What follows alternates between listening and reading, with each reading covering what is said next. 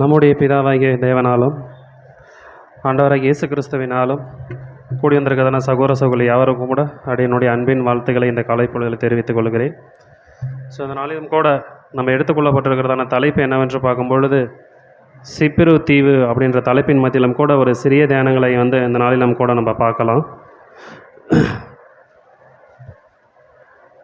சிப்ரு தீவுன்றது பார்த்திங்கன்னா இதுதான் நம்மளுக்கு வருதுன்னு பார்க்குறோம். இந்த இதுதான் சரி. வேதத்தில் இதை குறித்து நம்மளுக்கு ஏதாவது கேள்விப்பட்டிருக்கிறோமா? இந்த சிப்ரு தீவை பற்றி நம்மளுக்கு முதலாவது எதாவது கேள்விப்பட்டிருக்கிறோமா?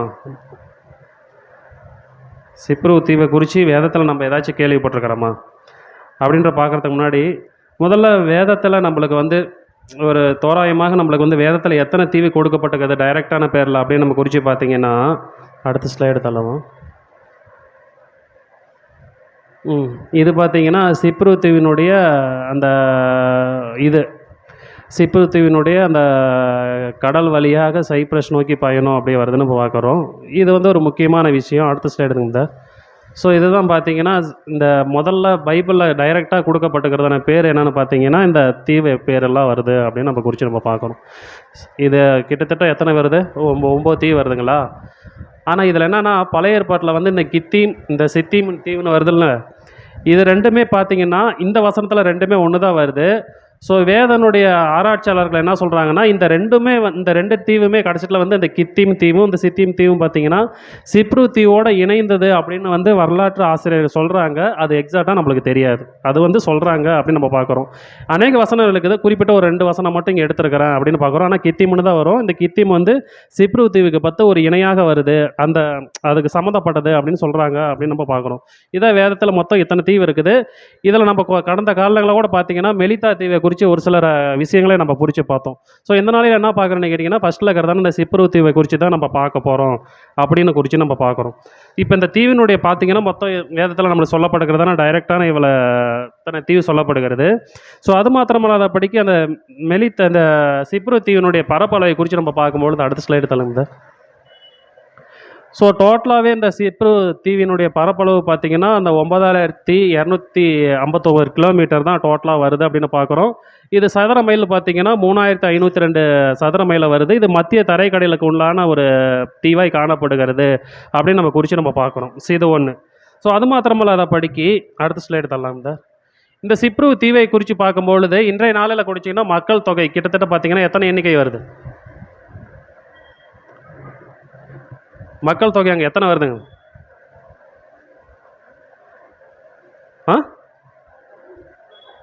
சொல்லாங்க. நானே கொஞ்சம் கணக்கில் வீக்குன்றதுனால தான் உங்கள்கிட்ட கேட்குறேன். நீங்கள் சொன்னீங்கன்னா அதை வச்சு தப்பிச்சிக்கலான்ட்டு. ஓகேங்களா? Million okay. இப்போ இருக்கிற காலகட்டத்தில் இவ்வளோ அந்த 1,000,025 அந்த மில்லியன் இருக்கிறாங்க அப்படின்னு பார்க்குறோம். இந்த நாளில் வருது அப்படின்னு நம்ம குறித்து நம்ம பார்க்குறோம். இது இப்பொழுது சிப்ரு தீவில் வாழ்ந்திருக்கிறதான அந்த ஒரு விஷயம் வருகிறது அப்படின்னு நம்ம குறித்து பார்க்குறோம். அடுத்த ஸ்லைடுங்க. முக்கியமாக பார்க்கும்பொழுது இந்த சிப்ரு தீவு பார்த்திங்கன்னா ஆங்கிலத்தில் பார்த்திங்கன்னா சைப்ரஸ் அப்படின்னு இந்த பேரில் இப்போ இருக்கிற காலகட்டத்தில் பார்த்திங்கன்னா கொடுக்கப்படுகிறது நம்ம பார்க்குறோம்.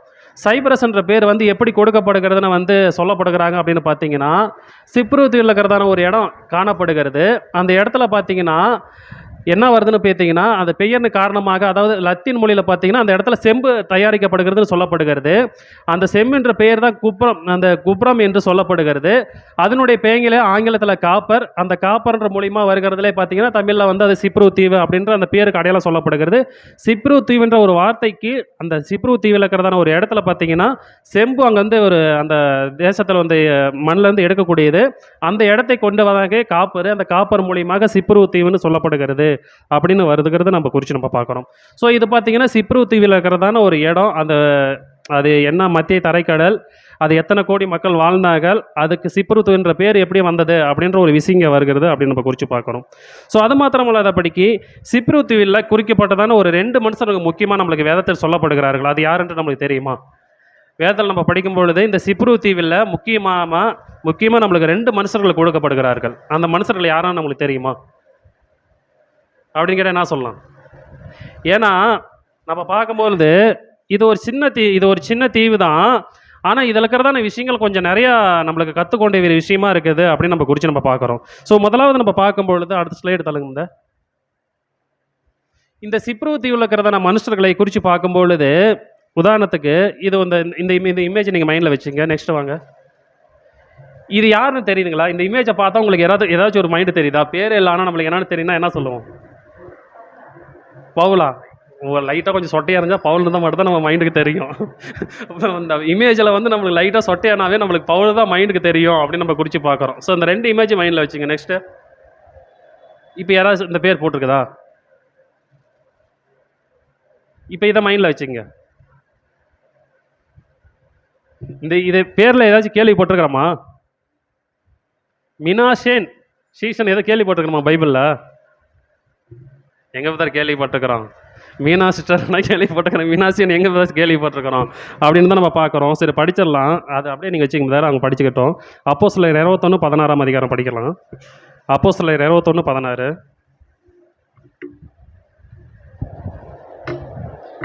செசரியா பட்டணத்திலுள்ள சீசரில் சிலர் எங்களுடனே கூட வந்ததுமன்றி சிப்புரு தீவானாகிய மீனாசோன் என்னும் ஒரு பழைய சீசனிடத்திலே நாங்கள் தங்கும்படியாக அவனையும் தங்களோட கூட்டிக் கொண்டு வந்தார்கள். இந்த அப்போஸ்தலரில் பார்த்தீங்கன்னா, அப்போஸ்தலர் பவுலோடு சேர்ந்தவர்கள் 3 பிரயாணங்களை வந்து ஊழியம் செஞ்சாங்க. 3 பிரயாணங்கள் செஞ்சுட்டு எருசலேமுக்கு திரும்புகிறாங்க. எருசலேமுக்கு திரும்பும்பொழுது இந்த மீனாசேனுடைய சீஷன் எங்கே இருக்கிறான்னு பார்த்தீங்கன்னா, இவனுடைய பூர்வீகம் எங்கே இருந்துச்சுன்னு பார்த்தீங்கன்னா சிப்ரு தீவு. அவரோட சொந்த ஊர் சிப்ரு தீவு. தற்பொழுது அவர் எங்கே இருக்கிறாருன்னு பார்த்தீங்கன்னா எருசலேமில் இருக்கிறாரு. இந்த எருசலேமில் இருக்கிறதான இந்த பழைய சீசன் சொல்லப்படுகிறது அப்படின்னு நம்ம குறித்து பார்க்குறோம். இது அப்போஸ்தலர் காலகட்டத்தில் குறித்து சொல்லப்பட்டுக்கிறதான ஒரு விஷயம் வருதுன்னு நம்ம பார்க்குறோம். இப்போ பழைய சீசன் அப்படின்னு நம்ம ஒரு கேள்வி வருதுன்னு வச்சுக்கோ. நம்ம உதாரணத்துக்கு இவர் ஆண்டவராக இயேசு கிறிஸ்துவை எப்பொழுது ஏற்றுக்கொண்டிருப்பார்னு ஒரு கேள்வி கேட்டால் நம்ம என்ன சொல்லலாம்? பழைய சீசன் சொன்னான். ஏன்னா இது வசனம் இல்லை, இது ஒரு நம்மளுக்கு ஒரு அடையாளமாக தான் சொல்லப்படுது. இவர் பழைய சீசன்னா ஆண்டவராக இயேசு கிறிஸ்து இவர் எப்போ தெரிஞ்சு கொள்ளப்பட்டிருப்பார் அப்படின்னு கேட்டால் யோவான் காலத்தில், யோவான் ஸ்நானகன் காலத்தில் தெரிஞ்சு கொள்ளப்பட்டிருக்கிறாரு அப்படின்னு நம்ம சொல்லலாம். வேற அதாவது இந்த விஷயத்தை பார்த்தீங்கன்னா ஒரு மரபு நம்மளுக்கு வரலாற்று வழியை என்ன சொல்கிறாங்க அப்படின்னு பார்த்தீங்கன்னா, இந்த பழைய சீசன்றதை பார்த்தீங்கன்னா இவர் கிட்டத்தட்ட பார்த்தீங்கன்னா இயேசு கிறிஸ்துவினுடைய போதனை நேரடியாகவே ஒரு வேளை கேட்டவராகவே காணப்பட்டிருக்கலாம் அப்படின்னு நம்மளுக்கு ஒரு அடையாளம் சொல்லப்படுகிறது. அல்லது அப்படி இல்லைன்னா அவர் பெந்தகோஸ்து நாளில் என்ன பண்ணியிருக்கலாம்? சீஷர்கள் பெந்தகோஸ்து நாளில் ஏறக்குறைய சகல தேசத்தார் வராங்கல்ல, அப்போ வரும்பொழுது என்ன பண்ணிருக்கலாம் அப்படின்னா அப்பொழுது சுவிசேஷம் அறிவிக்கப்பட்டவர்களாக காணப்படுகிறார்கள் அப்படின்னு சொல்லப்படுகிறது நம்ம பார்க்குறோம். ஸோ இதை ஏன் ஒரு முக்கியமாக நம்ம பார்க்குறோன்னு கேட்டிங்கன்னா, இவர் எங்கே இருக்கிறாருன்னு பார்த்தீங்கன்னா இப்போ இருக்கிறது பார்த்தீங்கன்னா எருசலேமில் இருக்கிறாரு. ஆனால் இவருடைய சொந்த ஊர் எது? சிப்ரு தீவு அப்படின்னு நம்ம குறித்து நம்ம பார்க்குறோம். ஸோ இவர் என்ன ஒரு விஷயத்தை பண்ணியிருக்கிறாருன்னு பார்த்தீங்கன்னா ஒரு சின்ன ஒரு விஷயம் தான் பண்ணியிருக்கிறாரு. ஆனால் அது என்ன ஒரு விஷயம் அப்படின்னு பார்க்கும்பொழுது அவர் அங்கே மீண்டும் அந்த வசனத்தை படிக்கும்பொழுது, செசரியா பட்டணத்தில் உள்ள சீசர்கள் சில எங்களோடு வந்ததும் அன்றி சிப்ரு தீவனாகிய மினாசியன் என்னும் பழைய சீசன் இடத்தில் நாங்கள் தங்கும்படி அவரையும் தங்களோடு கூட்டிக் கொண்டு வந்தார்கள் அப்படி வருகிறது நம்ம பார்க்குறோம். இந்த சிப்ரு தீவு இருக்கிறதான இந்த மனுஷன் இந்த மினாசியன் என்ன பண்ணுறாருன்னா சீசர்களை வந்து, அதாவது எருசலேமில் இருக்கிறாங்களா சீசர்கள் பொதுவாக பார்க்கும்பொழுது அப்போஸ்தலர் காலகட்டத்தில் ஊழியம் பண்ணும்பொழுது சீசர்களுக்கு பாதுகாப்பு எருசலேமில் இருந்துச்சா இல்லையா? எருசலேமில் சீசர்களுக்கு பாதுகாப்பு இருந்துச்சான்னு கேட்டிங்கன்னா யூதர் மூலிமா அவங்களுக்கு பாதுகாப்பு இருந்துச்சா இல்லையா? யூதர் மூலிமா அவங்களுக்கு பாதுகாப்பில் என்ன தான் இருந்துச்சு? அவங்கள சுற்றியும் ஒரு எப்படி கேட்டிங்கன்னா ஒரு துன்பம், உபத்திரவம், எந்த டைமில் சீசரில் பிடிச்சி என்ன வேணாலும் பண்ணுறதுக்கு கொலை செய்வதுக்கு கூட அங்கே ஆயத்தமாக இருக்கிறாங்க அப்படின்னு நம்ம பார்க்குறோம். ஆனால் அந்த சிப்ரு தீவான இருக்கிற அந்த மனுஷனை என்ன பண்ணுறான்னு கேட்டிங்கன்னா இந்த விஷயம் என்ன சொல்லப்படுகிறது? இந்த இமேஜை பார்த்தா நம்மளுக்கு என்ன தோணுது? வீட்டு கூடுகை வேற அதாவது இது ஒரு சின்ன விஷயம் தான். இந்த மினாசோன்ற மனுஷன் என்ன பண்ணுறாருன்னா சீஷர்களில் அப்போஸ்தலர் காலகட்டத்தில் எருசலேமில் வரும்பொழுது இந்த எருசலேமுக்கு இவர் என்ன பண்ணுறாருன்னு கேட்டிங்கன்னா பாதுகாப்பு அடைவதற்கு தங்களுடைய வீரை என்ன பண்ணுறாரு? உதாரணத்துக்கு அந்த வீட்டில் போய் தங்கினாருன்னா நம்ம ஈஸியாக நம்ம கடந்து போயிடுறோம். அந்த வீட்டில் தங்கினாருன்னா ஒரு வீட்டில் தங்கினாரா அவ்வளோதான். அது மட்டும் கிடையாது. வீட்டில் தங்கினாருன்னா முதலாவது அந்த வீடு என்னென்னு பார்த்தீங்கன்னா சீசர்களுக்கு பாதுகாப்பு. ரெண்டாவது அந்த இடம் என்னென்னு கேட்டிங்கன்னா ஊழி செய்கிறதுன ஸ்தலம். மூன்றாவது என்னென்னு பார்த்தீங்கன்னா அந்த இடத்துலையுமே என்ன பண்ணுறோம்? அந்த இடத்துலேருந்து பாதுகாப்பு. இது எல்லா விதமான தருணத்தில் என்னென்னு கேட்டிங்கன்னா அந்த சீஷர்களுக்கு ஒரு பாதுகாப்பான இடம், மற்றவர்களுக்கு சத்தியத்தை அறிவிக்கக்கூடியதான இடம், இது எல்லாமே வருகிறது அப்படின்னு நம்ம குறித்து பார்க்குறோம். ஏன்னா உதாரணத்துக்கு நம்ம சொல்கிறோம் எருசலேமில் இருக்கிற சீஷர்களுக்கு பாதுகாப்பாக இருந்தது இந்த இடத்துல யாருன்னு கேட்டிங்கன்னா இந்த மினாசோன்ன்ற மனுஷன், இந்த சிப்ரு தீவில் இருக்கிறதான அந்த ஒரு மனுஷன் பார்த்தீங்கன்னா நமக்கு பாதுகாப்பாக இருக்கிறாரு அப்படின்னு நம்ம குறித்து நம்ம பார்க்குறோம். இப்போ அடுத்த ஸ்லைடு தரலாம். இதுதான் பார்த்தீங்கன்னா இந்த மினாசினுடைய வார்த்தைகளுக்கு என்ன மீனிங் அப்படின்னு சொல்றது அர்த்தம்னு பார்த்தீங்கன்னா நினைவில் மறவாதீரு அப்படின்னு ஒரு விஷயத்தை வருகிறது. அவருடைய வார்த்தைக்கு அடையாளம். அவர் உதாரணத்துக்கு எப்படி வந்து அந்த காலகட்டத்தில் வந்தான்னு பார்த்தீங்கன்னா உண்மையாலுமே சீஷர்களை அவர் வந்து பராமரிக்கிறவராகவும் தங்களுடைய வீட்டுக்கு பாதுகாப்புக்காகவும் மற்றும் அவருக்கு உண்டான சீசருக்கு உண்டான தேவைகள் சகலமும் சந்திக்கிறவர்களாக இருந்தார்ன்றது வந்து பார்த்தீங்கன்னா நம்மளுக்கு வந்து மரபு சொல்லப்படுகிறது. இந்த ஒரு வசனத்தை வச்சு இந்த மரபு சொல்லப்படுகிறது அப்படின்னு குறித்து நம்ம பார்க்கணும். அப்போ அவருடைய பெயருக்கு என்ன அர்த்தம்னு பார்த்தீங்கன்னா நினைவில். அப்போ மினாசினை நம்மளுடைய வாழ்க்கையில் நம்ம என்ன பண்ணோம்? நம்மளுடைய வாழ்க்கையில் நம்ம என்ன பண்ணோம்? அவர் அப்போஸ்தலர் காலகட்டத்துக்கு சீசர்களுக்கு என்ன பண்ணார்? பாதுகாப்பும் கொடுத்தாரு, சகல தேவைகளை கொடுத்தாரு. இப்போ மினாசினுடைய வார்த்தையை நம்ம வச்சு கொண்டு இப்போ நம்மளுடைய வாழ்க்கையில் நம்ம ஜஸ்ட் யோசிச்சு பார்ப்போம். நம்மளுடைய வாழ்க்கையில் நம்ம எப்படி இருக்கிறோம்? சீசர்களுக்கு நம்ம என்ன பண்ணுறோம்? இப்போ நம்மளுடைய வாழ்க்கையில் நம்ம யார் சீசரு? நம்ம தான் சீசரு. நம்மளுக்கு நம்ம உதவி செய்கிறோமா? ஃபஸ்ட்டு சீசர்களை வீட்டில் ஏற்றுக்கொண்டு பராமரித்து அவங்களுக்கு உண்டான சகல தேவைகளை செஞ்சார். இப்போ நம்மளும் சீசர்னு சொல்லப்படுறோம். ஒரு சகோதரன் வீட்டுக்கு நம்ம ஃபஸ்ட்டு அனுமதிக்கிறோமா? இதெல்லாம் ஒரு கேள்வி, ஒரு சின்ன ஒரு விஷயம் தான். இந்த சின்ன விஷயத்தை பண்ணுறதுனால தான் இன்றைக்கி வேதம் இவர பேர் குறிப்பிடப்பட்டிருக்குது. இது விஷயத்தை சின்ன விஷயம் கிடையாது, இது மிகப்பெரியதான விஷயம். பாதுகாப்பு இல்லாத சூழ்நிலை பாதுகாப்பு கொடுத்தது ஒரு மிகப்பெரியதான விஷயம். அப்போ அவருடைய வாழ்க்கையில் எப்படின்னு கேட்டிங்கன்னா அவருடைய வாழ்க்கை ஒரு நினைவு கூறமான இருந்துச்சு. இந்த வாழ்க்கை நம்மளுடைய வாழ்க்கையில் நினைவு கூறமான ஒரு வார்த்தையாக இருக்கணும் அப்படின்னு நம்ம குறித்து நம்ம பார்க்குறோம். இது மினாசினுடைய குறித்து ஒரே ஒரு வசனம் சொல்லப்பட்டது, அதை நம்ம குறித்து பார்க்குறோம். ஸோ அடுத்ததாக நம்ம பார்க்கும்பொழுது முக்கியமான நம்மளுக்கு ஒரு சீசன் சொல்லப்படுகிறார் அப்படின்னு குறித்தா நம்ம என்ன சொல்லலாம்? முக்கியமான ஒரு சீசர் இருக்கிறார். ஏன்னா அந்த சிப்ரின் தீவானுக்கு முக்கியமான அடையாளமே அவர் தான் அப்படின்னு சொன்னால் நம்ம யாரை சொல்லலாம்? சொல்லுங்க பார்க்கலாம். ஒரு குழு கொடுக்கறதுங்களா? அப்போஸ்தலருடைய பவுல் கூட ஊழியம் செஞ்சவர் அப்படின்னு சொன்னால் நம்ம யாரை சொல்லலாம்? ஓகே, வேற? தீமேத்தி, ஷீலா. கன்ஃபார்ம் யாரை சொல்லலாம்? சொல்லிட்டீங்க, நீங்கள் சொன்னதான் ஆன்சரு. இல்லை உங்களே கன்ஃபார்ம் படுத்தலை இதுதான் அப்படின்ட்டு? இல்லை, ஃபஸ்ட்டு சொன்னது தான் பர்னபா தான். இந்த பர்னபாவனுடைய விஷயத்தை குறித்து நம்ம பார்க்கலாம். அடுத்த ஸ்லைடு தரலாம். இந்த இமேஜை வச்சுக்கோங்க. இந்த இமேஜில் ஏதாவது உங்களுக்கு ஏதாவது அடையாளம் தெரியுதா? பர்னபா இதில் இமேஜில் ஏதாவது உங்களுக்கு அடையாளம் தெரியுதா? ஏதாச்சும் தோண்டுதா இந்த விஷயத்தை? இந்த இமேஜ் அப்படியே நீங்கள் மைண்ட்லேயே வச்சுக்கோங்க. இப்போ நம்ம படிக்கும்பொழுது படிச்சிடலாம். அப்போஸ்தலர் 4ஆம் அதிகாரம் 36 வசனம்.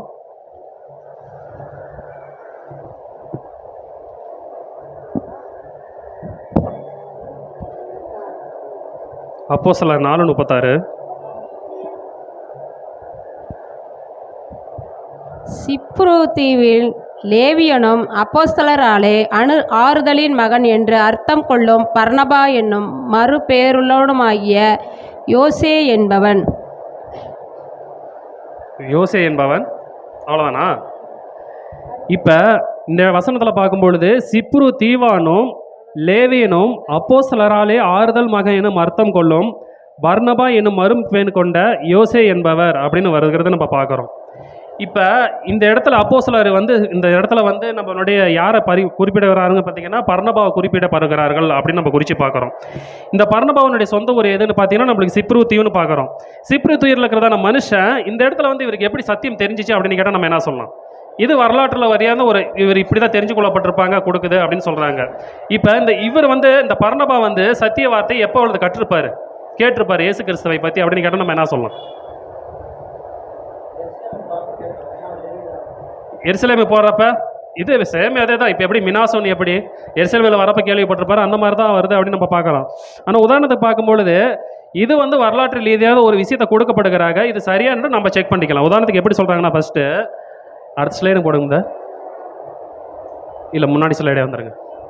வரலாற்று ரீதியாக என்ன சொல்கிறாங்கன்னு பார்த்தீங்கன்னா, ஒன்று இவர் இயேசு கிறிஸ்து இந்த காலகட்டத்திலே ஒருவேளை இயேசு கிறிஸ்துனுடைய சீசராகவே 70 சீசர்கள் இருக்கிறாங்கல்ல. இயேசு கிறிஸ்து இந்த சீசரில் பிரதானமாக இருக்கிறவரில் 3 பேர், அதுக்கப்புறம் 12 பேர், 12 பேர் அதுக்கப்புறம் 70 பேர். இந்த 70 பேரில் ஒருவேளை இந்த பர்னபாவும் கூட இருந்திருக்கலாம் அப்படின்னு வந்து நம்மளுக்கு ஒரு அடையாளம் சொல்லப்படுகிறது அப்படின்னு நம்ம குறித்து பார்க்குறோம். ஒன்று. ரெண்டாவது பார்க்கும்பொழுது இந்த பர்னபாவை பார்த்தீங்கன்னா பர்னபாவனுடைய இனத்தானுக்கு வந்து வேதத்தில் நம்மளுக்கு குறிப்பிடப்படுகிறது. யார் பர்னபாவனுடைய இனத்தானுக்கு கொடுக்கப்படுறது யாருன்னு கேட்டிங்கன்னா மார்க்கு. மார்க் பார்த்தீங்கன்னா பர்னபாவனுடைய இனத்தான் சொந்தக்காரங்க, அதாவது வேதத்தில் எப்படி நம்மளுக்கு வந்து ஒரு வரலாறு எப்படி சொல்லுதுன்னு பார்த்தீங்கன்னா இனத்தான் தான் சொல்லப்படுகிறது. அது பார்த்தீங்கன்னா ஒரு அக்காவுட்டு பையன் அப்படின்ற மாதிரி சொல்லப்படுகிறது நம்ம பார்க்குறோம். ஒருவேளை அவர் என்ன பண்ணுறாருன்னா எருசலேமுக்கு பெந்தகோஸ்து நாளையில் வந்திருக்கலாம், இல்லை மார்க் வீட்டுக்கு வரும்போதெல்லாம். இப்படி வரும்போது என்ன பண்ணலாம்னு கேட்டிங்கன்னா சத்திய சுவிசேஷம் என்ன படுது, அவங்களுக்கு அறிவிக்கப்படுகிறதாக காணப்படுகிறது அப்படின்னு நம்ம பார்க்குறோம். ஸோ இங்கே வரும்பொழுது ஒரு முக்கியமான விஷயம் என்னன்னு பார்த்தீங்கன்னா பர்னபா வந்து ஒரு முக்கியமான ஒரு விஷயம் பண்ணுறாரு. ஒரு அந்த விஷயம் என்னன்னு பார்த்தீங்க, என்ன விஷயம் அப்படின்னு நம்ம பார்க்கும்பொழுது அதில் நம்ம படிக்கலாம். அப்போஸ்தலர் 4ஆம் அதிகாரம் 32 to 37 முடிக்கு நம்ம படிக்கலாம். ஏன்னா இந்த விஷயம் செஞ்சதுக்கு அப்புறம் தான் பின்னாடி ஒருத்தர் செய்கிறாரு, அது எப்படியாக முடிஞ்சிச்சுன்னு பார்க்குறோம். அப்போஸ்தலர் 4ஆம் அதிகாரம் 32 to 37. விசுவாசிகளாகிய திரளான கூட்டத்தார் ஒரே இருதயமும் ஒரே மனமும் உள்ளவர்களாய் இருந்தார்கள். இது பெந்தகோஸ்து நாளுக்கு அதுக்கப்புறம் நடக்கப்பட்டதான ஒரு விஷயம். பெந்தகோஸ்து நாள் வந்து சில நாட்களை வந்து சீசர்களை ஊழி செய்கிறாங்க. எருசலேமில் பார்த்தீங்கன்னா யோவானுக்கும் பேதுருக்கும் தடை பண்ணுறாங்க. தடை பண்ணதுக்கு அப்புறம் பார்த்தீங்கன்னா அவங்க விசுவாசத்தில் உறுதியாக இருக்கிறாங்க அப்படின்னு பார்க்குறாங்க. அதுக்கப்புறம் நடக்கப்பட்ட நிகழ்வு தான் அது. படிங்க சிஸ்டர்.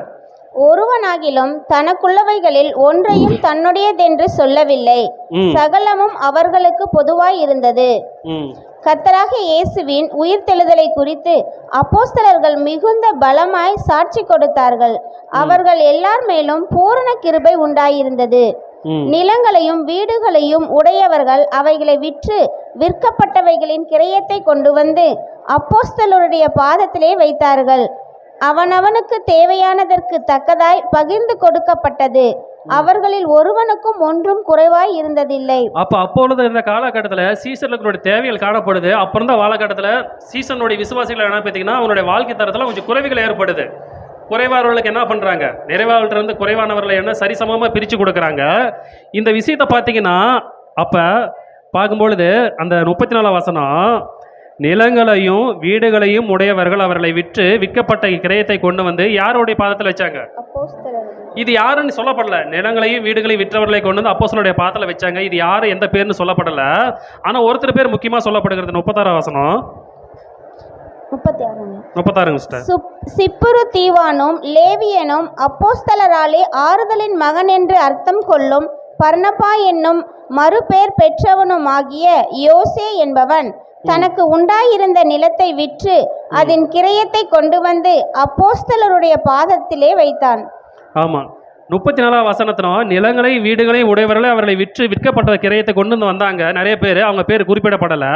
36ஆம் வசனம், சிப்புரு தீவானும் லேவியனும் அப்போஸ்தலராலே ஆறுதல் மகனை அர்த்தம் கொள்ளும் பர்னபா என்பவர் மறுபேறு கொண்ட யோசே என்பவர் தனக்கு உண்டாயிருந்த நிலத்தை விற்று அதன் கிரயத்தை கொண்டு வந்து அப்போஸ்தலருடைய பாதத்தில் கொண்டு வந்து வைச்சார்கள் அப்படின்னு குறித்து நம்ம பார்க்குறோம். ஸோ இங்கே முக்கியமாக சொல்லப்படுகிற ஒரு விஷயம் என்னென்னு பார்த்தீங்கன்னா இந்த பர்னபாவுக்கு நிலங்கள் எங்கே காணப்படுகிறது பார்த்தீங்கன்னா இங்கே கிடையாது. எங்கே இருக்குது? சிப்ருத்தில் இருக்குது. அங்கே இருக்கிற நிலங்களை தான் விற்று என்ன பண்ணுறாருன்னு பார்த்தீங்கன்னா இங்கே எருசலேமில் இருக்கிறதான சீசர்களுக்கு விசுவாசிகளுக்கு குறைபாடாய் காணப்படுறவர்களுக்கு என்ன பண்ணுறாரு? குறைத்து அந்த குறைபாடுகளுக்காக விற்று சரிசமமாக கொடுத்து அவங்களுக்கு என்ன பண்ணுறாரு? அவங்களுடைய தேவைகளை பூர்த்தி செய்கிறாரு அப்படின்னு நம்ம குறித்து பார்க்குறோம். ஸோ இந்த விஷயத்தெல்லாம் பார்க்குறதான அப்போஸ்தலர் என்ன பண்ணுறான்னு கேட்டிங்கன்னா அதுக்கப்புறம் தான் அவருக்கு என்ன பேர் கொடுக்கப்படுதுன்னு பார்த்தீங்கன்னா ஒரு ஆறுதல் மகன்ற பேர் கொடுக்கப்படுகிறது அப்படின்னு வருது நம்ம குறித்து நம்ம பார்க்குறோம். இது அப்போஸ்தலர் வந்து இது பர்னபாவை குறித்து பார்க்கும்பொழுது இது முக்கியமாக சொல்லப்பட்டுக்கிறதான அவர் நடந்த ஒரு நிகழ்வு அப்படின்னு நம்ம குறித்து பார்க்குறோம். ஸோ இது மாத்திரமா தான் வந்து அப்போ பர்னபாவுக்கு ஆறுதல் மகன்ற ஒரு பேர் கொடுக்கப்பட்டதா அப்படின்னு குறித்து பார்த்தீங்கன்னா இது ஒரு காரியம். ரெண்டாவது விஷயத்தை நம்ம குறித்து பார்க்கும்பொழுது அப்போஸ்தலர் 9ஆம் அதிகாரம் 26ஆம் வசனம் மற்றும் 27ஆம் வசனத்தை நம்ம குறித்து படிக்கும்பொழுது அப்போஸ்தலர் 9, 26, 27.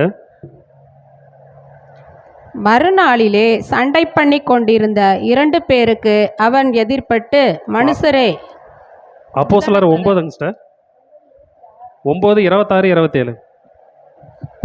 சவுல் எருசலேமுக்கு வந்து சீசருடனே சேர்ந்து கொள்ள பார்த்தான். அவர்கள் அவனை சீசன் என்று நம்பாமல் எல்லாரும் அவனுக்கு பயந்திருந்தார்கள். அப்பொழுது பர்னபா என்பவன் அவனை சேர்த்து கொண்டு அப்போஸ்தலரிடத்தில் அழைத்து கொண்டு போய் வழியிலே அவன் கர்த்தரை கண்ட விதத்தையும் அவர் அவனுடனே பேசினதையும் தமஸ்குவின் அவன் இயேசுவின் நாமத்தினாலே தைரியமாய் பிரசங்கித்ததையும் அவர்களுக்கு விவரித்து சொன்னான். அப்போ முதலாவது தன்னுடைய சொத்தை விற்று ஜனங்களுக்கு என்ன பண்ணார்னு கேட்டிங்கன்னா கொடுத்து ஒரு ஆறுதல் படுத்தினார். ரெண்டாவது விஷயம் என்னன்னு பார்த்தீங்கன்னா அப்போஸ்தலர் பவுல் சீஷர்கள் கிறிஸ்துவை எரித்து கொள்றதுக்கு அப்புறம் இந்த அப்போஸ்தலர் பவுல் உண்மையாலுமே ஏற்றுக்கொண்டாரன்றது சீசர்களுக்கு என்ன பண்ணுது? ஒரு கேள்வி, ஒரு பயம். மறுபடியும் அப்போஸ்தலர் ஏதாச்சும் ஒரு பண்ணிடுவாரான்ற ஒரு பயம். ஆனால் அப்போஸ்தலர் காலகட்டத்தில் சீசர்களை பயந்துருக்கும் போது இந்த பர்னபா என்ன பண்ணுறாரு? புரியுதுங்களா?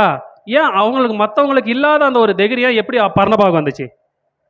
அப்படின்னா பர்னபா என்னன்னு கேட்டீங்கன்னா, ஒரு உதாரணத்தை பார்க்கும்பொழுது அவர் நன்கு என்ன பண்ணுறாரு? கவனிக்கக்கூடிய ஒரு விஷயமா இருக்கிறாரு. வாழ்க்கை ஃபஸ்ட்டு அவருடைய வாழ்க்கை தரத்தை எப்படி இருந்துச்சு? ஏன் இந்த விஷயம் சீசரில் இல்லை? அப்படிலாம் நம்மளுக்கு கேள்வி.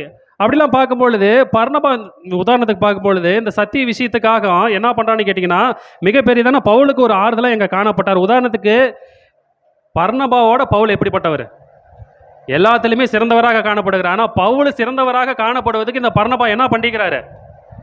இவ ஒருவேளை சப்போஸ் இந்த பர்னபா ஒருவேளை ஹெல்ப் பண்ணாமல் இருந்தால் எப்படி வேணாலும் பண்ணியிருக்கலாம். ஆனால் ஹெல்ப் பண்ணுறதுக்கு ஒரு உதவியாக இருந்திருக்கிறாருல்ல, சீசரில் ஏற்றுக்கொள்வதுக்கு ஒரு உதவியாக இருந்திருக்கிறாரு. இது முக்கியமான எவ்வளோ பெரிய ஒரு விஷயம்.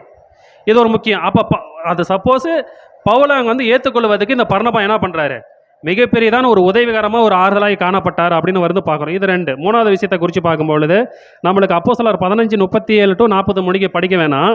அங்கே என்ன பண்ணுறாருன்னா இந்த விஷயம் நம்மளுக்கு நல்லாவே தெரியும். அதான் என்னென்னு பார்த்தீங்கன்னா, அப்போஸ்தலர் வந்து பவுலுக்கும் பர்னபாவுக்கும் மாற்கு மூலியமாக ஒரு வாக்குவாதம் வருது. இது நம்மளுக்கு நல்லாவே தெரிஞ்ச விஷயம். வாக்குவாதம் வரும்பொழுது அங்கே என்ன நடக்குதுன்னு பார்த்தீங்கன்னா, மார்க்கோ என்ன பண்ணுறான்னா அப்போஸ்தலர் பவுல் வந்து கூட்டு போக வேணான்னு சொல்கிறாரு. அவனை பர்னபா என்ன சொல்கிறாரு? கூட்டு போகிறாரு. கூட்டு போனது அதுக்கப்புறம் என்ன நடக்குது? உதாரணத்துக்கு அவர் அப்படியே விட்டுருந்தாருன்னா மார்க் என்ன பண்ணியிருப்பாரு? ஒருவேளை அவருடைய உலக பிரகமான வாழ்க்கை கூட போயிருக்கலாம். நம்ம எக்ஸாக்டாக நம்மளுக்கு தெரியாது. ஆனால் அந்த இடத்துல என்ன பண்ணுறாருன்னா அவரையும் ஆறுதல் படுத்தி கொண்டு மார்க்கினுடைய வாழ்க்கைக்கு அவர் எப்படி பண்ணுறாரு? பின்னாடி வந்து இதே அப்போஸ்தலர் பவுலுக்கு என்னன்னு கேட்டிங்கன்னா உடன் வேலைக்காரராக ஊழிக்காரராக வந்து ஆகும்படிதான ஒரு செயலை மாற்றாருன்னா இந்த 3 விஷயமே பார்க்கும்பொழுது அவர் நிலங்களை விற்றது மட்டும் ஆறுதல் கிடையாது. அவருடைய வாழ்க்கை தரத்தில் அப்போஸ்தலருடைய பவுலாக இருந்தாலும் சரி, மார்க்காக இருந்தாலும் சரி, எல்லா விதமான தருணத்திலும் அப்போ பர்னபா எப்படிக்கிறான்னு கேட்டிங்கன்னா ஒரு ஆறுதல் தருகிறதான ஒரு ஊக்கமளிக்கிறதான ஒரு தன்மையாக வருது அப்படின்னு நம்ம குறித்து நம்ம பார்க்குறோம். ஸோ அது மாத்திரமல்லாத படிக்கு உதாரணத்துக்கு நம்ம பார்க்கும்பொழுது அப்போஸ்தலர் 14ஆம் அதிகாரம் 1 to 20 நீங்கள் வசனத்தெல்லாம் குறித்து நீங்கள் பார்த்தீங்கன்னா, அப்போஸ்தலர் பவுல் பர்னபா பார்த்தீங்கன்னா ஒரு இடத்துல ஊழியம் செய்ய போகிறாங்க. அதாவது இக்கோனியா லிஸ்திரான்ற ஒரு தேசத்தில் ஊழியம் பண்ண போகிறாங்க. அந்த தேசத்தில் பார்த்தீங்கன்னா ஊழியம் பண்ணும்பொழுது அங்கே அந்த ஜனங்களை என்ன பண்ணுறாங்க? அப்போஸ்தலர் பர்னபாவும் பவுல் என்ன பண்ணான்னு கேட்டிங்கன்னா தங்களுடைய தேவர்கள் என்று அவர்களுக்கு என்ன பண்ணுறாங்க? பலியெல்லாம் செலுத்துகிறாங்க. உதாரணத்துக்கு அந்த இடத்துல ஏன் சொல்கிறேன்னு பார்த்தீங்கன்னா, உதாரணத்துக்கு அந்த இடத்துல பர்னபா ஒருவேளை உலக காரியத்தை விரும்பியிருந்தால் அவர் என்ன பண்ணியிருக்கலாம்? ஏற்றிருக்கலாம். அது ஏன்னா உலக காரியத்தை விரும்பி தான் ஏற்றிக்கலாம். ஆனால் அவர் எப்படிப்பட்டவராக இருக்கிறாரு? உலக காரியத்தை உலக மேன்மை என்ன பண்ணுறான்னு கேட்டிங்கன்னா வெறுக்கத்தக்கவராக இருந்தார் அப்படின்னு நம்ம குறித்து பார்க்குறோம். இது ஒன்று. 2வது விஷயத்தை குறித்து பார்க்கும்பொழுது கலாத்தியர் 2ஆம் அதிகாரம் 13ஆம் வசனத்தில் நீங்கள் பார்த்தீங்கன்னா யூதர்களும் அதாவது யூதர்களை வந்து பேதுரு அப்போஸ்தலர் சாப்பிட்டு கொண்டிருப்பாங்க. அந்த யூதர்கள் வரும்பொழுது என்ன பண்ணுறான்னு கேட்டிங்கன்னா அப்போஸ்தலர் பவுல் வந்து மாயமாதம் பண்ணினார் வரணும் பார்க்குறோம். ஸோ அந்த இடத்துல யார் இருக்கிறான்னு பார்த்தீங்கன்னா பர்னபாவும் இழுப்புண்டார்னு வரும். அப்போஸ்தலர் நீங்கள் மன்னிக்கவும் கலாத்தியர் 2ஆம் அதிகாரம் 13ஆம் வசனம் படிக்கும். நீங்கள் கூட படித்து கூட பாருங்கள். கலாத்தியர் 2:13. படிங்க ஸ்டார் தான். மற்ற யூதரும் அவனுடனே கூட மாயமாலம் பண்ணினார்கள். அவருடைய மாயத்தினாலே பர்னபாவும் இழுப்புண்டார். ஓகே. அப்போ பேதுரு அங்கே என்ன பண்ணுறான்னு கேட்டிங்கன்னா மாயமாதம் பண்ணுகிறான்னு சொல்லப்படுகிறது. பர்னபாவும் இழுப்புண்டார்னா அந்த இடத்துல என்ன நடக்குது? அவருக்கும் அந்த இடத்துல கீழ்ப்படியாத ஒரு தருணங்கள் போகுதுன்னு சொல்ல வருதுன்னு நம்ம பார்க்குறோம். இது ஏன் முக்கியமான ஒரு விஷயம்னு பார்த்தீங்கன்னா, இப்போ இந்த இடத்துல அதுக்கப்புறம் நடந்த நிகழ்வு என்னது? அப்போஸ்தலர் பவுல் வந்து என்ன பண்ணுறாரு? யூதனா இருக்கிற நீங்கள் யூதன முறைமையின்படி நடக்காமல் நீங்கள் எப்படி நடக்கிறீங்க? புறஜாதியின் முறைமையின்படி நடக்கிறீங்கன்றாரு. உதாரணத்துக்கு பார்க்கும்பொழுது பேதுருக்கும் பர்னபாவுக்கும் அப்போஸ்தலருடைய பவுல் பார்க்கும்பொழுது யார் சீனியராக இருக்கிறாங்க? யார் முதன்மையாக இருக்கிறாங்க? பேதுரும் சரி, பவுலுக்கு அப்புறம் அதாவது பேதுருக்கு அப்புறம் யார் இருக்கிறா? பர்னபா. உதாரணத்துக்கு பவுல் வந்து எருசலேமை சேர்த்துக்கொள்வதற்கு காரணமாக இருந்தவரே யார்? இந்த இடத்துல இவர் தப்பு பண்ணும்பொழுது என்ன மாம்சத்தின் மணி யோசிச்சிருந்தா இவர் என்ன பண்ணியிருக்கலாம்? நான் பார்த்து உன்னை எருசலேமில் கூட்டம் வந்தேன். பேதுரை விட்டுருங்க. நான் பார்த்து உன்னை எருசலேமில் கூட்டம் வந்தேன், சீசரில் சேர்த்துக்கொள்ளாமல் இருந்தேன். நான் தப்பு பண்ணும்பொழுது பேதர் திட்டுறாங்கன்னா அதுக்கு யாருக்கு போய் சேருது?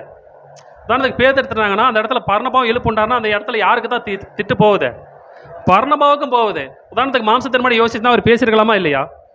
பேசினாரா? அதுதான் முக்கியமான விஷயம். 1 அவர் ஆறுதலை படுத்தினார், உலக மேன்மையை வெறுத்தார். 3வது என்ன பண்ணார்? தான் தவறை சுற்றி கொள்ளும் பொழுது அதை மனப்பூர்வமாக என்ன பண்ணார்? இதுதான் சீசனுடைய குணாதிசயங்கள். இந்த சிப்ருத்தீவனாகி இருக்கிறது அந்த பர்னபாவுக்கு இருந்த ஒரு முக்கியமான ஒரு குணாதிசயங்கள் காணப்படுகிறது. இது ஒன்று அப்படின்னு வருது நம்ம பார்க்குறோம். ஸோ இது முக்கியமான ஒரு விஷயம் மறுபடுகிறதுன்னு பார்க்குறோம். இது முனாசேன் இந்த பர்னபாவை குறித்து வருகிறதுன்னு பார்க்குறோம். ஸோ அதனால தான் பார்க்குறோம், தான் சொந்த நிலத்தை விற்றாய் மார்க்குக்கு ஆறுதலாக இருந்தார். பவுலுக்கு என்ன பண்ணார்? பவுலுக்கு அந்த விதத்தில் சீசரில் ஏற்றுக்கொள்ளும்படி தானே ஆறுதலாக இருந்தார். பர்னபா என்ன பண்ணுறான்னு கேட்டிங்கன்னா, உலக மேன்மையை வெறுத்தார், தான் தவறை ஏற்றார். இந்த குணாதிசயங்கள் இந்த நாளில் நம்மளுக்கு காணப்படுகிறதா அப்படின்ட்டு நம்ம யோசிப்போம் அப்படின்னு நம்ம குறித்து நம்ம பார்க்குறோம். ஸோ அது மாத்திரமல்ல, அதை படிக்க அப்போஸ்தலர் 11ஆம் அதிகாரம் 19 நம்ம படிக்கலாம். அப்போஸ்தலர் 11:19.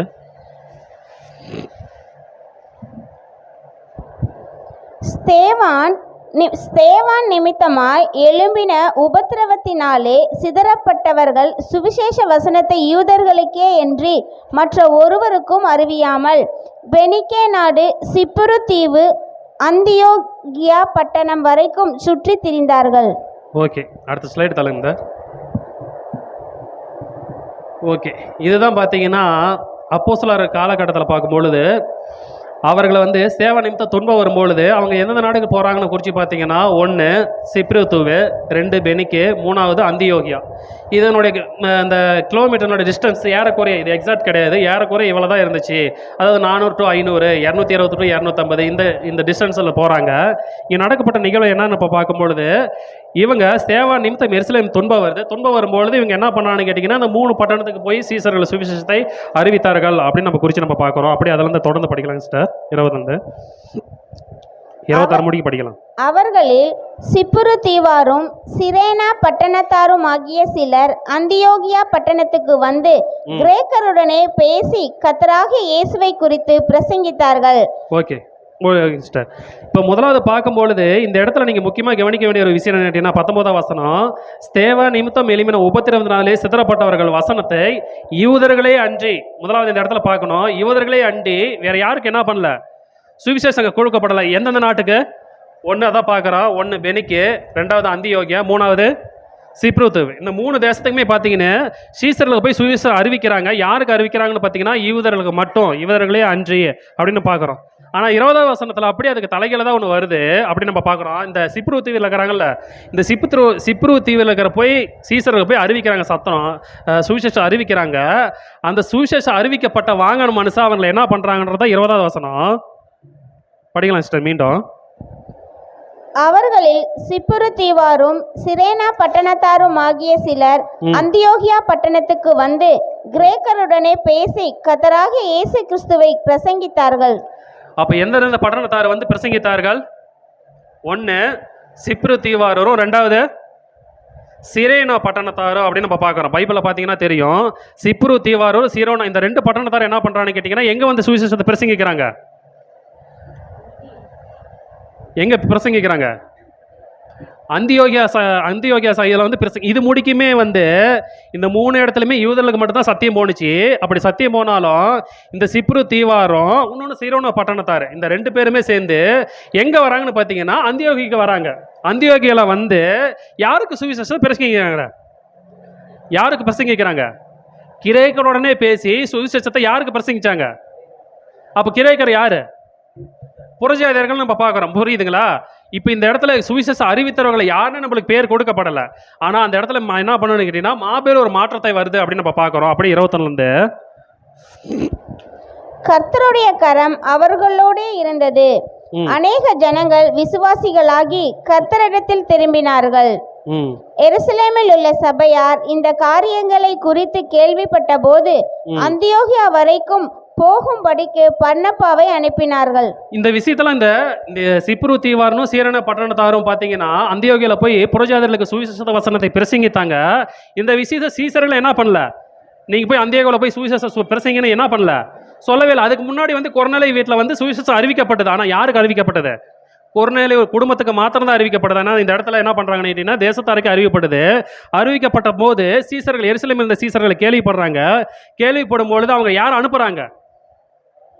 பர்னபா அனுப்புறாங்க அப்படின்னு நம்ம குறித்து பார்க்குறோம். இந்த இடத்துல பர்னபாவுடைய செயல்பாடுகள் நீங்கள் பாருங்க, அப்படியே தொடர்ந்து வாசிங்க. அவன் போய் சேர்ந்து தேவனுடைய கிருபையை கண்டபோது சந்தோஷப்பட்டு கர்த்தரிடத்தில் மன நிர்ணயமாய் நிலைத்திருக்கும்படி எல்லாருக்கும் புத்தி சொன்னான். சொல்லிட்டு படிங்க சிஸ்டர். அவன் நல்லவனும் பரிசுத்த ஆவியினாலும் விசுவாசத்தினாலும் நிறைந்தவனுமாய் இருந்தான். அநேக ஜனங்கள் கர்த்தரிடமாய் சேர்க்கப்பட்டார்கள். அவர் எப்படிப்பட்டவர்னு சொல்லப்படுது வேற ஒன்று நம்மளுக்கு என்ன சொல்லப்படுகிறது? ஆறுதல் மகன் வேதவசனம் நம்மளுக்கு சொல்லப்படுகிறது. ஆறுதலாக நடந்தாரா? கண்டிப்பாக அவருடைய வாழ்க்கையில் அப்படி தான் நடந்துச்சு. நல்லவனா? நல்லவரும் படிங்க சிஸ்டர், அந்த வேர்டு மட்டும் படிங்க. நல்லவரும் பரிசுத்த ஆவியினாலும் விசுவாசத்தினாலும் நிறைந்தவனுமாய் இருந்தான். அப்ப நல்லவரும் பரிசுத்தாவியை அடங்கி விசுவாசித்தவரும் அப்புறம் அநேக ஜனங்கள் கர்த்தரிடமாய் சேர்க்கப்பட்டார்கள். அப்ப அவர் நல்லவர்ன்றார்ல, நல்லவருடைய செயல்பாடு என்னன்றத பின்னாடி அவர் சொல்லப்படுகிறது. அவர் என்ன நல்லவர்ன்றது விஷயத்துக்குமே அடுத்த செயலாக சொல்லப்படுகிறது. படிக்கலாம் சிஸ்டர். பின்பு பர்னபா சவுலை தேடும்படி தர்சுவுக்கு புறப்பட்டு போய் அவனை கண்டு அந்தியோகியாவுக்கு அழைத்து கொண்டு வந்தான். வந்து அவர்கள் 1 வருஷம் காலமாய் சபையோடே கூடியிருந்து அநேக ஜனங்களுக்கு உபதேசம் பண்ணினார்கள். முதல் அந்தியோகியாவில் சீசர்களுக்கு கிறிஸ்தவர்கள் என்கிற பேர் வழங்கிற்று. இந்த இடத்துல நம்ம 2 விஷயம் முக்கியமாக பார்க்கணும். இந்த இடத்துல இந்த அந்தியோகியா பட்டணத்தில் புறஜாதிகளுக்கு போய் சுவிசேஷம் வந்து இந்த சிப்ரும் இந்த சீரோன ஊராரும் போய் அறிவிக்க சொல்லி சீசர்கள் சொல்ல கிடையாது. இருந்தாலும் சீசர்களே பிரயாசப்பட்டு இந்த தேசத்தில் போய் சுவிசேஷம் அறிவித்தாங்க. இந்த விஷயம் எருசலேமில் உள்ள சீசர்களுக்கு தெரியுது. எருசலேமில் உள்ள சீசர்களுக்கு தெரிஞ்சாலும் அவர்களை யார் அனுப்புகிறான்னு கேட்டிங்கன்னா பர்னபாவை அனுப்புகிறாங்க. பர்னபா அனுப்புனாலும் பர்னபா என்ன பண்ணான்னு கேட்டிங்கன்னா தங்களை ஆட்களை வச்சு ஊழியம் போய் செய்ய கிடையாது. முடியுதா? புரிஞ்சுக்கிட்டீங்களா? பர்னபா தனக்கீழ ஆட்களை வச்சு ஊழியம் செய்யல. அவரை யாரை தேடி போகிறாரு? பவுலை ஏன் தேடி போறாரு? உதாரணத்துக்கு பார்க்கும்பொழுது பர்னபா பார்த்தீங்கன்னா உதாரணத்துக்கு பவுலுக்கு முன்பே இருந்தவர், ஓகேங்களா? ஆனால் பவுலை தேடி போகிற நோக்கம் என்ன? இப்போ உதாரணத்துக்கு பர்னபாவும் பவுலும் ஊழி செஞ்சாங்கன்னா எப்படி ஊழி செய்வாங்க? ஈக்குவல் செய்வாங்களா? எப்படி செய்வாங்க? ஒரு கேள்வி நம்ம வச்சுக்கலாம். உதாரணத்துக்கு இப்போ வந்து மார்க் இருக்கிற இவர் பர்னபா இருக்கிறாரு. மார்க் வச்சு ஊழி செஞ்சாருன்னா என்ன பண்ணுவார்? பர்னபா சொல்கிறத மார்க்கு செய்கிற மாதிரி இருக்கு. ஆனால் பவுலா இருந்தா புரியுதுங்களா? ஏன்னு கேட்டிங்கன்னா எல்லாத்துலேயுமே சிறந்தவர் யார்? பர்னபாவோட. புரியுதுங்களா? இப்போ இது ஏன்னு கேட்டிங்கன்னா உதாரணத்துக்கு இந்த இடத்துல அவருக்கு சீசர்களை யார் அமைச்சிட்டான்னு கேட்டிங்கன்னா பர்னபா தான் அமைச்சுட்டாங்க. பர்னபா என்ன நினச்சிருக்கலாம்? எனக்கு இன்னும் ஒரு 4 சீசர்கள் விடுங்க, நான் வச்சு அந்த இடத்துல ஊழியம் பண்ணி நான் விருத்தி ஆகிறேன்னு சொல்லியிருக்கலாம். ஆனால் பர்னபா அப்படி விரும்பினாரா? புரியுதுங்களா? அந்த இடத்துல அதை விரும்பினாரா அப்படின்னு கேட்டீங்கன்னா இந்த இடத்துல நான் மேன்மை அடைவதற்கும் இந்த இடத்துல நான் உயர்த்துவதற்கு காட்டிலும் சுவிசேஷ வசனம் இந்த இடத்துல சத்தியத்தை பழகி பெறுவதற்கு என்னை காட்டிலும் சுவிசேஷ வசனம் பெருக வேண்டும். அதை மட்டும் தான் விரும்பினார். அதனால தான் யார் தேடுறாரு? எல்லாத்துலேயுமே பின்னாடி வந்தவர் தான் அவர். யார்? பவுல். பின்னாடி வந்தவர் இருந்தாலும் அவர் நோக்கம் என்ன? ஏன் தேடி போகிறாரு? என்னை காட்டிலும் ஊழி இவர் என்ன பண்ணுவார்? நல்லா பண்ணுவார்ன்ற ஒரு மைண்ட்னால தான் என்ன பண்ணுறான்னு கேட்டிங்கன்னா அவர் எங்கே இருக்கிறாரு? செசரில் இருக்கிற மனுஷனை தேடி போய் நீங்கள் வாங்க அந்தியோகில் வந்து பிரசங்கிக்கணும்னு கூட்டு வந்து பிரசங்கிக்கிறார். புரியுதுங்களா? இதுதான் நல்லவங்களுடைய செயல்பாடு. அப்போ என்ன பண்ணணும்னு கேட்டிங்கன்னா தன்னை உயர்வை அடைவதை காட்டிலும் இந்த ஊழியம் வந்து நல்லா செய்வதற்கு முக்கியமாக செயல்படுகிற ஒரு விஷயம் யாருன்னு கேட்டிங்கன்னா இந்த பர்னபா. அப்போ அவருடைய நோக்கம் என்னன்னு கேட்டிங்கன்னா சத்திய விருத்தி அடைய வேண்டும். எப்படியாவது ஒன்று கிறிஸ்துவ என்ன பண்ணணும்? அநேக இடத்துல சொல்ல வேண்டும். ஆனால் அதுக்கப்புறம் நடக்கப்பட்ட நிகழ்வு தான் பார்த்தீங்கன்னா பர்னபா பவுல் என்ன பண்ணுறான்னு கேட்டிங்கன்னா அந்த தேசத்தில் கிட்டத்தட்ட 1 வருஷம் இருந்து ஊழியம் பண்ணுறாங்க அப்படின்னு பார்க்குறோம். அப்போ 1 வருஷம் இந்த ஊழியம் பண்ணி என்ன பண்ணான்னு கேட்டிங்கன்னா அதே பேர் ஆதாயப்படுத்தினாங்க அப்படின்னு நம்ம குறித்து பார்க்குறோம். அதுதான் அந்த பட்டணத்தினால தான் அவங்களுக்கு என்ன பேர் வந்துச்சு? 26ஆம் வசனத்தில் படிக்கும் பொழுது அவர்கள் 1 வருஷ காலமாய் சபையோடு கூடியிருந்து அநேக ஜனங்களுக்கு உபதேசம் பண்ணினார்கள். முதல் அந்தியோகியாவிலே சீசர்களுக்கு கிறிஸ்தவர்கள் என்கிற பேர் வழங்கிற்று. அப்ப கிறிஸ்தவர்கள் என்ற பேர் வழங்குவதற்கு காரணமா இருந்ததே முக்கியமா யார் அந்த பட்டணத்துல? பர்னபா பவுல். அதுக்கு முந்தைய முக்கிய காரணம் யாரு? இந்த சீரன பட்டணத்தானுடைய சிப்புரு தீவாரம். இந்த சீரன பட்டணத்தாரு சிப்புரு தீவாரம். கிறிஸ்துவர்கள் என்ற பேர் இந்த இடத்துல வழங்குவதற்கு முக்கியமா காரணமா இருந்தவர்களே பார்த்தீங்கன்னா அவங்க 2 பேர். அதுக்கப்புறம் யாரு? சீசர்களை பார்த்தீங்கன்னா அப்புறம் பர்னபா பவுலுக்கு முக்கியமாக சொல்லப்படுகிறது அப்படின்னு நம்ம குறித்து பார்க்குறோம். அதனால தான் பார்க்கும்பொழுது பர்னபான்ற வார்த்தைகளுக்கு இன்னொரு பார்த்தீங்கன்னா யோசனை வரும். யோசனைன்ற வார்த்தைகளுக்கு என்ன அர்த்தம் பார்த்தீங்கன்னா உயர்ந்தவர் தான் என்ன பண்ணுவார்? நல்லவர் தான் என்ன பண்ணுறாரு? சுவிசேஷத்தை வசனத்தை மாத்திரமே முக்கியத்துவமாக ஒரு மைண்டில் கொண்டவராய் காணப்படுகிறாரு அப்படின்னு வருகிறது நம்ம குறித்து நம்ம பார்க்கணும். அடுத்த ஸ்லைடு தள்ளுங்க. அதுதான் பார்க்கும்பொழுது முதலாவது சுவிசேஷ வசனம் யாருக்கு போட்டு போணுச்சு? யூதருக்கு போணுச்சு. பின்பு என்ன பண்ணுது? புறஜாதிகளுக்கு போணுச்சு அப்படின்னு நம்ம குறித்து பார்க்குறோம். ஸோ இதுதான் பார்க்கும்பொழுது பர்னபா அதை தொடர்ந்து என்ன பண்ணாங்கன்னா அனுப்பப்பட்டார்கள். அதை தொடர்ந்து என்ன பண்ணீங்கன்னா பர்னபாவினுடைய ஊழியம் செஞ்சார்கள் அப்படின்னு நம்ம குறித்து நம்ம பார்க்குறோம். ஸோ இது வந்து ஒரு முக்கியமான ஒரு விஷயம் வருகிறது அப்படின்னு நம்ம குறித்து நம்ம பார்க்குறோம். இது ஒன்று. ஃபஸ்ட்டு யாரான்னு பார்த்தீங்கன்னா மினாசேனை குறித்து பார்த்தோம். ரெண்டாவது பர்னபா குறித்து பார்த்தோம். மூணாவது குறித்து பார்த்தீங்கன்னா பெயர் சொல்லாதப்படவர்களாக இருந்தவர்களை சீசரில் போய் ஊழியம் செஞ்சாங்க அப்படின்னு குறித்து பார்க்குறோம். இப்போ அடுத்து நம்ம என்ன பார்க்கணும்னு பார்த்தீங்கன்னா அந்த சிப்ரு தீவில் இருக்கிறதான ஒரு பட்டணத்தை குறித்து நம்ம பார்க்கும்பொழுது நம்ம பார்க்கலாம். அந்த பட்டணம் என்னன்னா அப்போஸ்தலர் 13ஆம் அதிகாரம் 4-5 படிக்கலாம். அப்போஸ்தலர் 13:4-5. அது என்ன பட்டணம்ட்டு இந்த அடுத்த ஸ்லைடு தள்ளுங்க.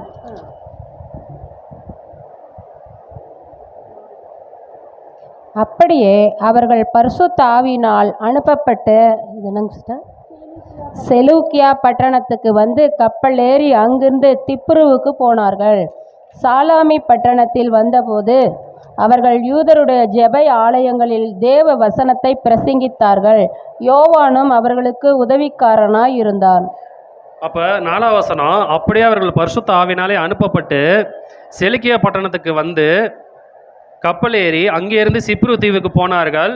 சிப்ரு தீவுக்கு போனார்கள். அந்த பட்டணத்து அந்த தீவினுடைய ஒரு பட்டண பேர் தான் என்ன பார்த்தீங்கன்னா 5ஆம் வசனத்தில் சொல்லப்படுகிறது. என்ன பட்டணம்? சாலோமி பட்டணம் அப்படின்னு நம்ம குறித்து பார்க்குறோம். இப்போ ஏன்னு பார்க்கும்பொழுது உதாரணத்துக்கு பார்க்கும்பொழுது இந்த சிப்ரு தீவில் இருக்கிறதான வந்து பார்த்தீங்கன்னா அப்போ இருக்கிற காலகட்டத்தில் பார்த்தீங்கன்னா இந்த வாழ்ந்த இந்த பட்டணத்துடைய பேர்னு பார்த்தீங்கன்னா இந்த இது வருது, இந்த லைனாக வருது. ஆனால் உதாரணத்துக்கு சீசர்கள் வந்து அங்கே போய் காலை இடத்தாங்கல்ல, சீசரில் போய் அங்கே சுவிசேஷம் அறிவித்தது, அங்கே போய் ஜெபம் பண்ணது, அந்த மாதிரி விஷயம் வருதில்ல. அங்கே பார்க்கும்பொழுது கிட்டத்தட்ட ஒரு 3 பட்டணம். ஒன்று சாலோமி, ரெண்டாவது பார்த்தீங்கன்னா பாப்பி. இது ரெண்டுமே இதுக்கு வசனம் இருக்குது. இது பார்த்தீங்கன்னா வசனம் கிடையாது. இந்த தேசத்து பேர் என்னது? இதுக்கு பார்த்தீங்கன்னா வசனம் கிடையாது. ஆனால் இதுக்கு வரலாற்று ரீதியாக ஒரு அடையாளம் கொடுக்குறாங்க. அதையும் நம்ம பேரை வச்சுக்கலாம். முதலாவது இங்கே என்ன பண்ணான்னு கேட்டிங்கன்னா சாலமை பட்டணத்துக்கு வராங்க. வந்து என்ன பண்ணுறாங்க? ஜெபாலயத்துக்கு போய் யூதருக்கு என்ன பண்ணுறாங்க? சுவிசேஷத்தை வசனத்தை பிரசங்கித்தாங்க அப்படின்னு நம்ம பார்க்குறோம். இதுக்கு முன்னாடி என்ன பண்ணாங்க? இங்கே முக்கியமாக சொல்லப்படுகிற விஷயம் என்னன்னு கேட்டிங்கன்னா இந்த சிப்ரு தீவு பட்டணம் இருக்குதுல்ல, இது ஒவ்வொரு விஷயமா பார்க்கும்பொழுது அடுத்த ஸ்லைடு தள்ளுங்க.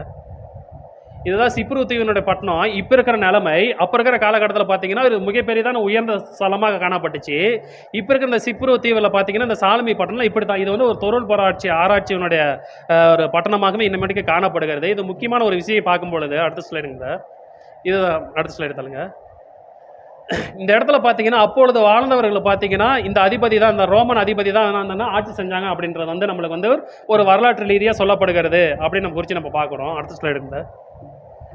இதில் முக்கியமாக சொல்லும் பொழுது கிபி 46 to 49 என்ன பண்ணீங்கன்னா அப்போஸ்தலனுடைய பவுலனுடைய முதல் பிரயாணம் இந்த சிப்ரு தீவில் இருக்கிறதான இந்த சாலமி பட்டணம் இருக்குதுல்ல, இந்த சிப்ரு தீவில் வர்றது இங்கே சொல்லப்படுகிறது என்னன்னு கேட்டிங்கன்னா அப்போஸ்தலனுடைய பிரயாணங்கள் தொடராங்கல்ல, முதல் பிரயாணம் தொடரப்பட்ட பட்டணம் எதுன்னு கேட்டிங்கன்னா இந்த பட்டணம் தான், இந்த சிப்ரு தீவு தான் வருகிறது அப்படின்னு குறித்து நம்ம பார்க்குறோம். அடுத்த ஸ்லைடுங்க. இதில் பெரும்பாலான மக்கள் பார்த்தீங்கன்னா என்ன மொழியை பேசினார்கள்னு பார்த்தீங்கன்னா பெரும்பாலான மக்களும் கிரேக்க மொழி மற்றும் அப்புறம் அந்த ஆட்சியாளர்கள் எதை பேசினான்னு கேட்டிங்கன்னா லத்தீன் மொழியை பேசினார்கள். யூதர்களை பார்த்தீங்கன்னா எபிரேயர் அரபு மொழியை பேசினார்கள் அப்படின்னு சொல்லப்படுகிறது அப்படின்னு நம்ம குறித்து நம்ம பார்க்குறோம். நெக்ஸ்ட்டுங்க. இந்த இடத்துல பார்க்கும்பொழுது அப்பொழுது சாலமியில் வாழ்ந்த காலகட்டத்தில் பார்த்தீங்கன்னா இந்த இடத்துல வந்து கற்றுக்கக்கூடியதான, அதாவது என்ன கேட்டிங்கன்னா ஒரு அந்த இப்போ இருக்கிற காலகட்டத்தில் அவங்க அந்த படிப்பு கேட்கக்கூடியதான கற்றுக்கூடியதான ஒரு விஷயம் விளையாட்டு ரன்னிங்கு ஓடிக்கூடியதான ஒரு விஷயமாய் காணப்படுகிறது. அதாவது இந்த ஓட்டப்பந்தயெல்லாம் வருதுங்கள்ல, அந்த ஓட்டப்பந்தயத்தெல்லாம் ஓடக்கூடியதான அந்த ஒரு சாலமோய் பட்டணமாய் காணப்படுகிறது அப்படின்னு பார்க்குறோம். அடுத்த ஸ்லைடு. ஸோ அந்த காலகட்டத்தில் இந்த மாதிரி விஷயம் அங்கே நடந்துச்சு. சாலமோய் காலகட்டத்தில் பார்த்தீங்கன்னா திப்புருவத்தில் பார்த்தீங்கன்னா அந்த காலகட்டத்தில் பார்த்தீங்கன்னா இந்த ஓட்டப்பந்தயம் இதெல்லாம் டோட்டலாக அங்கே நடக்கப்பட்டதுன்னு சொல்லப்படுகிறது நம்ம பார்க்குறோம். அடுத்த ஸ்லைடு. இந்த விஷயங்கள் நடக்குது, இந்த குதிரை இந்த ஓட்டப்பந்தயம் அதெல்லாம் நடக்குது. நெக்ஸ்ட்டுங்க. அப்புறம் முக்கியமான ஒரு விஷயம் என்ன அப்படின்னு குறித்து நீங்கள் பார்க்கும்பொழுது இது வந்து பார்த்தீங்கன்னா பர்னபாவனோட ஒரு நினைவு சின்னமாக இருக்கிறது அப்படின்னு நம்ம பார்க்குறோம். இதை நம்ம நெக்ஸ்ட்டு குறித்து பார்க்கலாம். அடுத்தது பர்னபா இது லாசர் ஒரு நினைவு சின்னமாக இருக்குது. அடுத்தது ஓகே, இது ஓகே, இது இப்போ முன்னாடி வந்துருங்க, இதோட நிறுத்திடுங்க. இப்போ இங்கே சொல்லப்படுகிற ஒரு விஷயம் என்னென்னு பார்த்தீங்கன்னா இப்போ இந்த சாலமோய் படத்தில் வந்தாங்கல்ல, முதல் அவங்க யாருக்கு சுவிசேஷம் அறிவிச்சாங்கன்னு பார்த்தீங்கன்னா இந்த இடத்துல ஏற்கனவே யூதர்களுக்கு தான் சுவிசேஷம் அறிவிச்சாங்க. ஆனால் அறிவித்தாலும் அப்போஸ்தலர் பவுலும் பர்னபாவும் இங்கே வந்து யாருக்கு மறுபடியும் சுவிசேஷம் அறிவிக்கிறாங்க? யூதருக்கு தான் அறிவிக்கிறாங்கன்னு பார்க்குறேன். ஏன் யூதருக்கு அறிவிக்கணும்? ஏன்னா ஆண்டவராக இயேசு கிறிஸ்து என்ன சொல்கிறாரு? ஃபஸ்ட்டு எங்கே போனாலும் என்ன பண்ணணும்? ஃபஸ்ட்டு சுவிசேஷம் யாருக்கு போகணும்? யூதருக்கு போகணும், ரெண்டாவது யாருக்கு போகணும்? புறஜாதிக்கு போகணும். எடுத்தவொடனே புறஜாதிக்கு போனால் என்ன பண்ணுவாங்க யூதர்களை? உதாரணத்துக்கு வந்து தடை பண்ணுவாங்களா, தடை பண்ண மாட்டாங்களா? எங்கள்கிட்ட எதுவுமே சொல்லாமல் நீங்கள் சுவிசேஷம் அறிவிச்சாங்க அப்படின்ட்டு அவங்க என்ன பண்ணுவாங்க? பொய்க்காரராக கூட ஆக்குவதற்கு ஒரு தன்மைகள் வருது அப்படின்னு நம்ம குறித்து நம்ம பார்க்குறோம். ஸோ அது மாத்திரமல்லாதபடிக்கு அந்த இடத்துல பார்க்கும்பொழுது முக்கியமாக ஒரு விஷயம் என்னென்னு பார்த்தீங்கன்னா, 1 கொரிந்தியர் 9ஆம் அதிகாரம் 25, 26 வருதுல ஒரு அடையாளமாக சொல்லப்படுகிறது. அங்கே என்னென்னு பார்த்தீங்கன்னா, அந்த ஓட்டப்பந்தயத்தை குறித்து சொல்லுவாங்க. ஒருவேளை இந்த பட்டணத்தில் போகும்பொழுது இந்த ஓட்டப்பந்தயம் வந்து அப்போஸ்தலர் பவுலுக்கு வந்து இதெல்லாம் நினைவில் வச்சு இப்போ நாட்களை வந்து எழுதியிருக்கிறாங்க அப்படின்னு சொல்கிறாங்க. நம்ம பார்க்குறோம். படிச்சிடலாம் அந்த வசனம். 1 கொரிந்தியர் 9ஆம் அதிகாரம் 24, 25. ம். பந்தயச்சாலையில் ஓடுகிறவர்கள் எல்லோரும் ஓடுவார்கள், ஆகிலும் ஒருவனே பந்தயத்தை பெறுவான் என்று அறியீர்களா? ம். நீங்கள் பெற்றுக்கொள்ளத்தக்கதாக ஓடுங்கள்.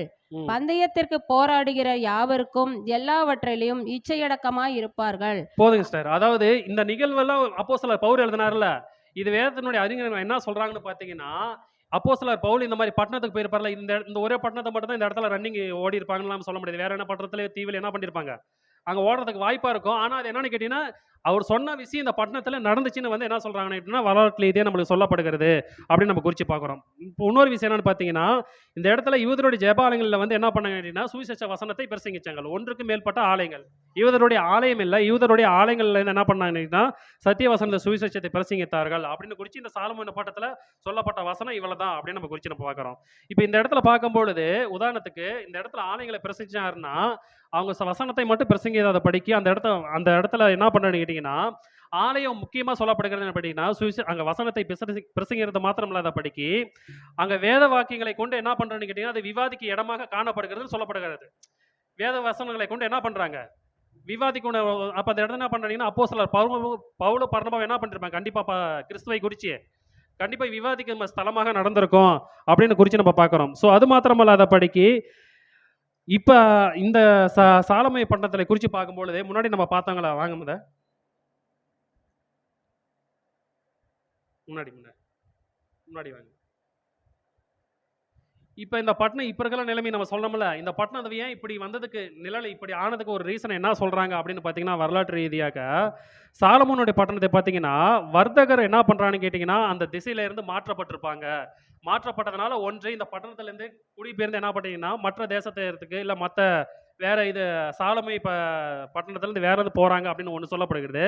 முக்கியமா சொல்லப்படுகிறது 2வது விஷயம் என்னன்னு பார்த்தீங்கன்னா, இயற்கை சிற்றழிவு இந்த பட்டணத்துல என்னன்னு பார்த்தீங்கன்னா ஏகப்பட்டது நடந்துச்சு. அதனால இந்த பட்டணத்துல வாழ்வதற்கு அவங்களுக்கு என்ன பண்ணுதுன்னு கேட்டீங்கன்னா, மிகப்பெரியதான ஒரு டேஞ்சர்ஸா இருந்தனால இந்த பட்டணத்துல இருந்து என்ன பண்ணான்னு கேட்டீங்கன்னா, அங்கிருந்து போயிட்டாங்க.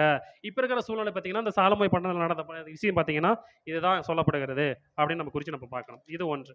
2வது ஒரு பட்டணத்தை குறித்து மட்டும் நம்ம பார்த்து முடிச்சிடலாம். அடுத்து பார்க்கும்பொழுது நம்ம படிச்சிடலாம் வசனம். அப்போஸ்தலர் 13 6ஆம் அதிகாரம் படிச்சிடலாம். அப்போஸ்தலர் 13 6. இல்லை முன்னாடியே வந்துருங்க. அப்போஸ்தலர் 13ஆம் அதிகாரம் 6ஆம் வசனம். அவர்கள் பாப்போ பட்டணம் வரைக்கும் தீவை கடந்து வந்தபோது பர்யேசு என்னும் பெயர் கொண்ட மாய வித்தைக்காரனும் கள்ள தீர்க்கதரிசியுமான ஒரு யூதனை கண்டார்கள். ஓகே, இப்போ இந்த நிகழ்வு நம்மளுக்கு தெரியும். அதாவது பார்த்தீங்கன்னா 6ஆம் வசனம், அவர்கள் பாப்பே பட்டணத்தை வரைக்கும் தீவை கடந்து வந்த பொழுது பாரேசு பேரு கொண்ட மாய வித்தைக்காரனும் கள்ள தீர்க்கதரிசியுமாக ஒரு யூதனை கண்டு அப்படின்னு குறித்து நம்ம பார்க்குறோம். இந்த பாப்பே பட்டணத்தை குறித்து தான் நம்ம முன்னே பார்த்தோம். என்னது? அந்த சிப்ரு தீவிலே மொத்தம் 3 பட்டணம் சொல்லப்படுது. ஒன்று சாலமி, 2வது இந்த பாப்போ பட்டணம் அப்படின்னு சொல்ல வருகிறதுன்னு பார்க்குறோம். இந்த இடத்துல என்ன பண்ணான்னு கேட்டிங்கன்னா, சீவை கடந்து வந்த பொழுது பாரேசுன்னு பேர் கொண்ட மாய வித்தைக்காரனும் கள்ள தீர்க்கதரிசியுமான ஒரு யூதனை கண்டு அப்படின்னு வருது நம்ம பார்க்குறோம். இப்போ இந்த இடத்துல யூதன் எப்படிப்பட்டவனா இருக்கிறான்? யூதன் எப்படிப்பட்டவனா இருக்கணும்? வேதம் நம்மளுக்கு சொல்லுது. யூதன் எப்படிப்பட்டவனா இருக்கணும் அப்படின்னு பார்த்தீங்கன்னா, உதாரணத்துக்கு யூதனுடைய பிறப்பிலே நம்மளுக்கு என்ன சொல்லுகிறது? ஆதியாகமம் 21:35 நம்மளுக்கு என்ன சொல்லுது?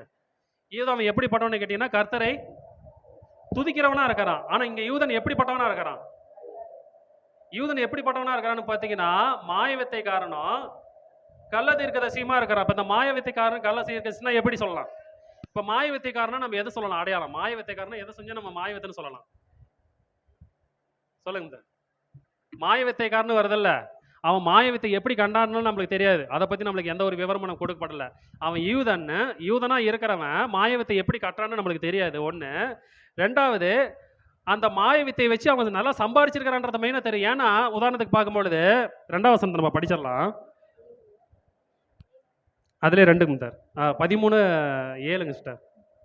அவன் விவேகமுள்ள மனுஷனாகிய செர்கியு பவுல் என்னும் அதிபதியுடனே கூட இருந்தான். அந்த அதிபதி பர்னபாவையும் சவுலையும் அழைப்பித்து அவர்களிடத்தில் தேவ வசனத்தை கேட்க ஆசையாய் இருந்தான். போதுங்க சிஸ்டர். இப்போ ஒரு யூதன் இருக்கிறான். அவன் எங்க இருக்கிறான்னு கேட்டிங்கன்னா ரோமன் அதிகாரியாகிய செர்கியு பவுல்கிட்ட இருக்கிறான். ஏன் இருக்கிறான்னு பார்த்தீங்கன்னா உதாரணத்துக்கு அப்போ இருக்கிற காலகட்டத்தில் இந்த மாய வித்தைக்காரலாம் இருக்கிறாங்களா, அவங்க யார் கட்டுப்பாட்டில் இருப்பாங்க, யார் கீழே இருப்பாங்க? யார் மேலே அதிகாரிக்கிறாங்களோ அவங்க கட்டுப்பாட்டில் இருப்பாங்க. அவங்க கூட இருந்தால் இந்த மாய வித்தைக்காரனுங்க எப்படிப்பட்டவர்களாக இருப்பாங்க? சுகபோகமாக இருப்பாங்க, சந்தோஷமாக இருப்பாங்க. ஆனால் அவங்க சொல்கிறதெல்லாம் நடக்குமா அப்படின்னு கேட்டிங்கன்னா நடக்காது. இந்த மாய வித்தைக்காரன் எப்படிப்பட்டவனா இருப்பான்னு கேட்டிங்கன்னா பில்லி சூனியம் பண்ணுவனும், குறி சொல்லுகிறவனும், எதிர்காலத்தை குறித்து கணிக்கிறோம். அதனால தான் இந்த தீர்க்கதரிசிகள்லாம் குறிச்சும் பொழுது நான் போருக்கு போகும்பொழுது போகலாமா வேணாம்ன்றது இந்த தீர்க்கதரிசிகளை குறித்து கேட்பாங்க. இவனுங்களாம் யார்? நல்ல தீர்க்கதரிசிகளும் இருக்கிறாங்க, ஆனால் அவங்க சொன்னது நடக்கும். ஆனால் கள்ள தீர்க்கதரிசிகள் இருக்கிறாங்க, அவங்க சொன்னதை என்ன பண்ணாது? எதிர்காலத்தை குறித்து கணிப்பது யாருடைய கையில் இருக்குது? அது கடவுளுடைய கையில் இருக்குது. கடவுள் ஒருவேளை தீர்க்கதரிசிக்கு வெளிப்படுத்தினால ஒழிய அது அவங்களுக்கு என்ன பண்ணாது, நடக்காது அப்படின்னு நம்ம குறித்து பார்க்குறோம். இது ஒரு கேள்வி. இப்போ யூதன் எப்படிப்பட்டவர்? யூதன் எப்படி இருக்க வேண்டும் பார்த்தீங்கன்னா கடவுளை துதிக்கிறவனா இருக்கணும்.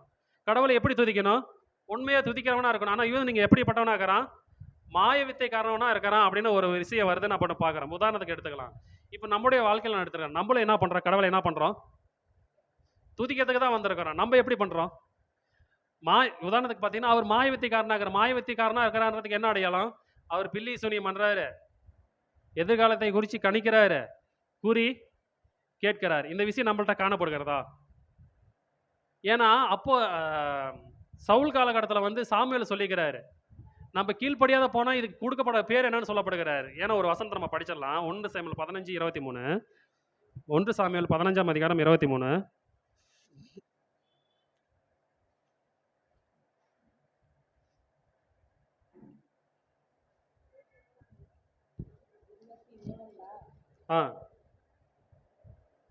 இப்படி கர்த்தர் அன்றைய தினம் இஸ்ரவேலை ரட்சித்தார். அந்த யுத்தம் பெத்தாவேன் மட்டும் நடந்தது. 1 சாமுவேல் 15:23 சிஸ்டர். 15:23 தெரிஞ்ச வசனம் தான் படிக்கணும்.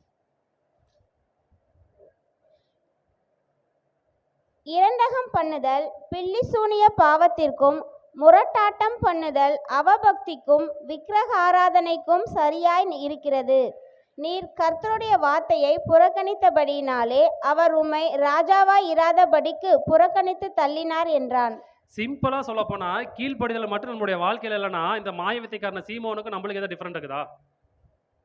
டிஃபரன்ஸ் இருக்குதா? என்னன்னு சொல்லுது? முரட்டாட்டம் பண்ணுதலும் பில்லி சூனியமோ இதெல்லாம் நம்ம பண்றோமா? இதெல்லாம் அவர் நேரடியாவே பண்ணாரு. நம்ம கீழ்ப்படியாமனா இது நம்ம என்ன பண்றோம்? இது நம்ம மறைமுகமா பண்ணிட்டு இருக்கிறோம். இப்ப மாயக்கத்தனுடைய சீமோனுக்கு நம்மளுக்கு இந்த மாதிரி கீழ்ப்படிதல் உண்மையே இல்லைன்னா நம்மளுடைய வாழ்க்கையில் நம்ம எப்படி வாழ்றோம்? அவருக்கு நம்மளுக்கு எதாவது டிஃபரெண்ட் இருக்குதா? யூதனா இருக்கிறவரை யூதன் முறைமையின்படி நடக்கலன்னு வந்து அப்போஸ்தலர் வந்து பவுல் வந்து பேதுரை குறித்து சொன்னாரு. அது இவரை குறித்து எடுத்துக்கலாம். அப்ப நம்மளே தான் யூதனா இருக்கிற நம்ம கடவுளை துதிக்க வேண்டியவன். நம்ம கடவுளை உண்மையை துதிக்காத படிக்கு, கடவுளுக்கு உண்மையை நடக்காத படிக்கு நம்ம அதை விட்டு வழி விலைக்கு போது நம்ம என்ன பண்றோம்? இந்த மாயவத்துக்கான சீமோனுக்கும் நம்மளுக்கு ஏதாவது டிஃபரன்ஸ் இருக்குதா? சொல்லுங்க, ஏதாவது டிஃபரன்ஸ் இருக்குதா அப்படின்னு கேட்டா ஒரு டிஃபரன்ஸ் இல்லை. ஏன்னா அவர் வசனத்தை குறித்து என்ன பண்றாரு? கள்ள தீர்க்கதரிசனம் என்ன பண்றாரு? வேத வாக்கியங்களை தவறா போதிப்பார். எதுக்கு? மனுஷனுக்கு எட்புரிதானே போதிப்பார். கரெக்டுங்களா? தானே மனுஷன் விரும்பத்தக்கதானே போதிப்பார். அப்படி விரும்பும்போது போதிக்கும் போது அவங்களுக்கு என்ன கிடைக்கும்? ஆதாயம் கிடைக்கும். புரியுதுங்களா? இப்போ அதே மாதிரி தான் நம்ம சத்தியத்தின்படி உண்மையே நடக்காத போது நம்ம என்ன பண்ணுவோம்?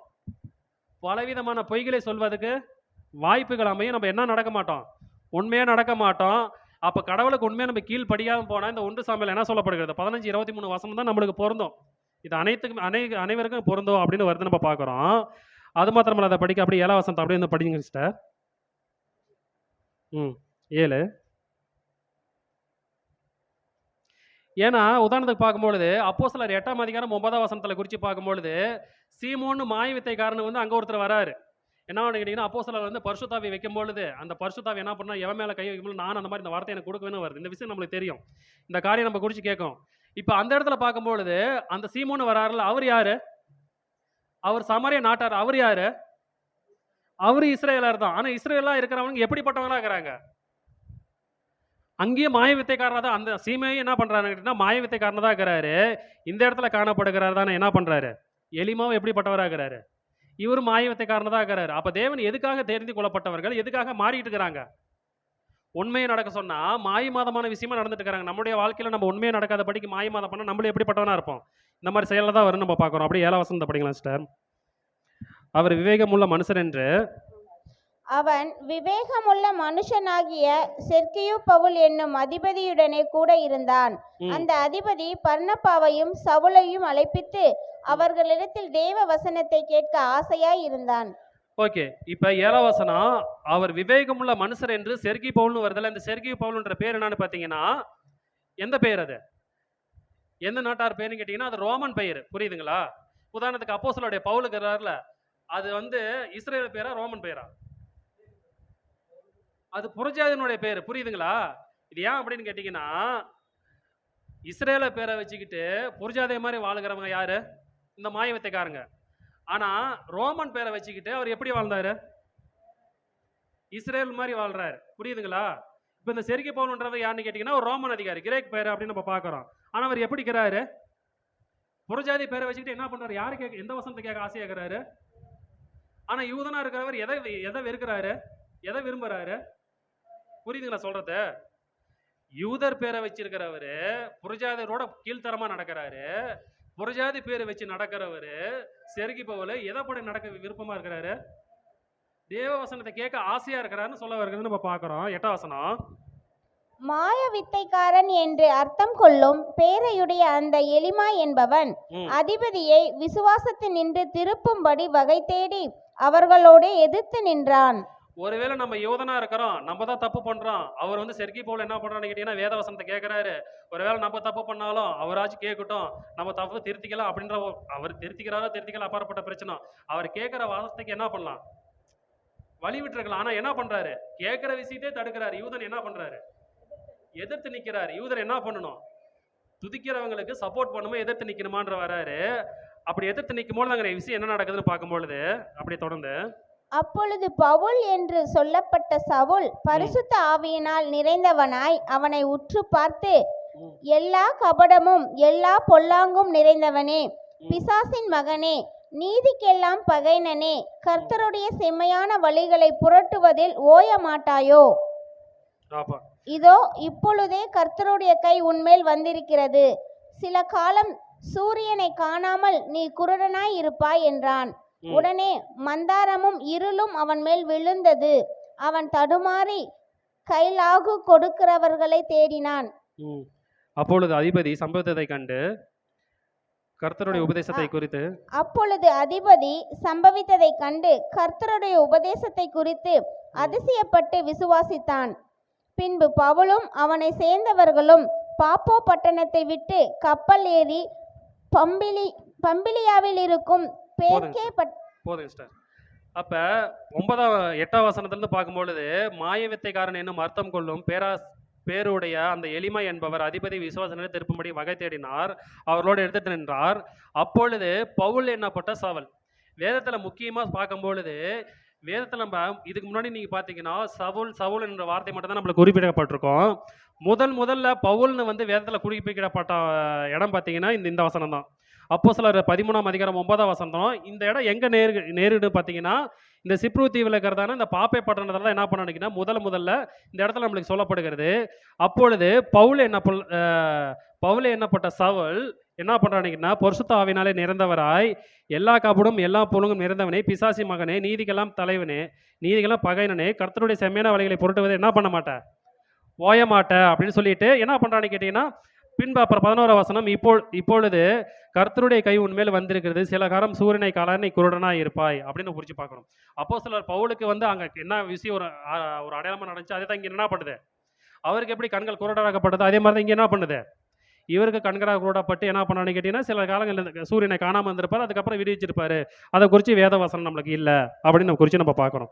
ஸோ இதுதான் பார்த்தீங்கன்னா இந்த வந்து சிப்ரூத்தில் இருக்கிறதுனா நடக்கப்படுகிறதான ஒரு விஷயத்தை குறித்து பார்த்தீங்கன்னா ஒன்று இதுதான் பார்க்கலாம். அப்படியே அந்த ஸ்லைடு வாங்க. இதில் முக்கியமாக சொல்லப்படுகிறது இங்கே விஷயம் என்னன்னு பார்த்தீங்கன்னா, இந்த இது ஒரு ஒரு கல்லறை ஒரு அடையாளம். இந்த கல்லறை அடையாளம் யாருதுன்னு கேட்டிங்கன்னா, எருசலேமில் இருந்த அந்த லாசர் இருக்கிறார்ல, லாசர் கிட்டத்தட்ட யூதருக்கு பயந்து என்ன பண்றான்னு கேட்டீங்கன்னா, இந்த சிப்ரு தீவுல போய் அங்க 30 வருஷமா ஊழியம் செஞ்சு அங்க மரித்தார்ன்னு வந்து வேதவசனம் நம்ம சொல்லுகிறது. உதாரணத்துக்கு நம்ம பார்க்கும்போது 2 பட்டணத்த குறிச்சு நம்ம வேதவசனம் இருக்குது. ஒரு பட்டணத்த குறிச்சு வேதவசனம் இல்லன்னு சொன்னோம்ல. அந்த பட்டணத்து பேர் என்னன்னு கேட்டீங்கன்னா, கிட்டியோன். முன்னாடி நம்ம பார்த்தோம். ஸோ இந்த இடத்துல பார்த்தீங்கன்னா, லாசரு இங்க வந்து 30 வருஷமா ஊழியம் செஞ்சு இங்க மரித்தாள்ன்னு பார்த்தீங்கன்னா, இங்க வந்து வரலாற்று ரீதியா நம்ம சொல்லப்படுகிறது. அதனுடைய அடையாளம் தான் இது சொல்லப்படுகிறது. நெக்ஸ்ட்டுங்க. இது பார்த்தீங்கன்னா, பர்னபாவ பார்த்தீங்கன்னா, அங்கேயே ரத்த சாட்சியாக மரிச்சு, கல்லெறி உண்டு. இந்த இடத்துல பார்த்தீங்கன்னா, அவருக்கு ஒரு ஆலயமா பார்த்தீங்கன்னா, ஒரு நினைவுச் சின்னமாக அந்த இடத்துல வந்து இந்த சிப்ரு தீவுல காணப்படுகிறது. அப்படின்னு வருகிறது நம்ம பார்க்குறோம். அடுத்த ஸ்லைடுங்க. ஸோ இந்த நாளில குறிச்சு நம்ம பார்க்கும்பொழுது, நம்ம பார்த்த விஷயம் என்னன்னு கேட்டீங்கன்னா, 1 மினேசனுடைய வாழ்க்கையை சிம்பிளா பார்த்தோம். 2வது பர்னபாவ பார்த்தோம். 3வது பெயர் சொல்லாதப்படாதவர்கள் இந்த சிப்ரு தீவுல வந்து ஊழியம் செய்யப்பட்டார்கள்.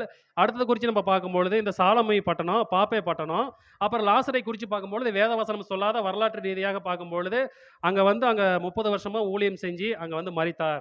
அப்படின்னு குறிச்சு நம்ம பார்க்குறோம். ஸோ இதுதான் வந்து இந்த நாளிலும் குறிச்சு நம்ம பார்க்கும்பொழுது, சிப்ரு தீவுல சொல்லப்பட்டிருக்கிறதான ஒரு விஷயம். இந்த காரியம் தான் இந்த நாளையெல்லாம் குறித்து நம்ம பார்த்தோம்.